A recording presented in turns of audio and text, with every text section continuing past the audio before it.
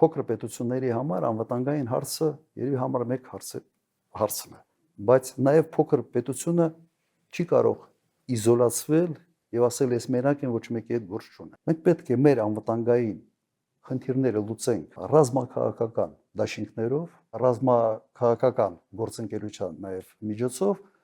բայց հարաբերվել եւ կոնկրետ լավ հարաբերություններ ունենալ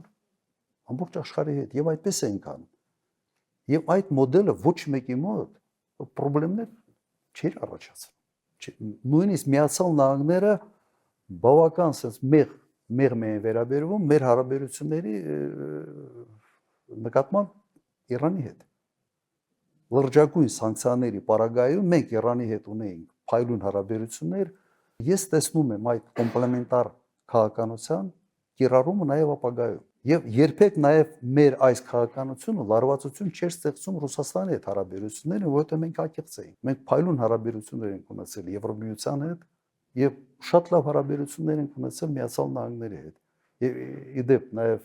Միացյալ Նահանգների կողմից երևի Իսրայելից հետո երկրորդ երկիրն էինք Միացյալ Նահանգների